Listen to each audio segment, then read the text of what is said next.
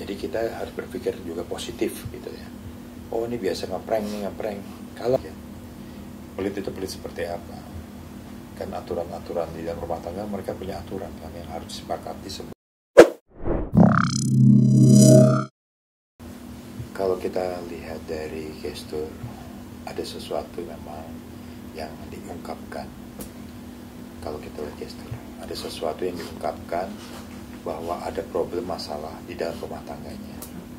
Tetapi kita tahu dalam setiap rumah tangga siapapun pasti ada persoalan. Nah, persoalan ini apakah bisa diantisipasi atau tidak? Karena beliau itu adalah public figure, jadi pasti menjadi salah satu sorotan masyarakat, gitu ya, atau netizen lah. Nah, sehingga harus perlu eksplorasi emosional yang memang harus diungkapkan. Nah, pengungkapan ini ada dua hal menurut saya. Pertama, pengungkapan bukan membuka aib, tapi mengungkapkan secara bahwa menyampaikan bahwa saya ada persoalan. Mungkin mudah-mudahan nanti persoalan ini bisa selesai. Kedua, hal-hal yang menyangkut tadi, apakah itu benar atau tidak adanya pihak ketiga, itu kan kita lihat saja nanti apakah ini sampai ke pengadilan, artinya sudah melampaui lewat persidangan lalu dengan bukti dan saksi. Jadi kita tidak bisa menilai bahwa hal itu apakah masalah, karena kan setiap rumah tangga selalu ada masalah. Bisa saja ada kesalahpahaman atau misinterpretasi gitu. Kalau menurut saya karena sebelahnya ada kuasa hukum, saya rasa tidak prank. Tetapi hal ini kan masih misteri juga ya, maksud saya. Jangan kita mendengar satu sisi, harus mendengar jadi dua sisi juga. Tapi itu sah-sah aja apa yang diungkapkan inspirasi seorang public figure. Tetapi ketika persoalannya benar atau tidak, itu perlu uji waktu, uji kelayakan dan sebagainya kan gitu ya, dengan fakta dan peristiwa hukum. Nah, menurut saya bahwa apa yang disampaikan baik itu adalah mengungkapkan isi atau mengungkapkan sesuatu permasalahan yang ada, sehingga mungkin dengan mengungkapkan itu rasa kelegaan hati, bisa juga ada masukan ya kan, karena tidak mungkin juga ada sesuatu yang persoalan itu tidak akan selesai, pasti ada selesainya juga. Nah, cuma sekarang adalah mau di mana arah pikirannya, tergantung para penonton mau pikirannya mau kemana gitu kan baru bisa menebak ya kan. Jadi saran saya, berpikirlah positif, kita doakan semoga kalau memang ada persoalan yang terjadi, kita doakan semoga persoalan itu bisa selesai lalu dengan kondisi yang baik. Jadi kita harus berpikir juga positif gitu ya. Oh ini biasa ngeprank nih, ngeprank.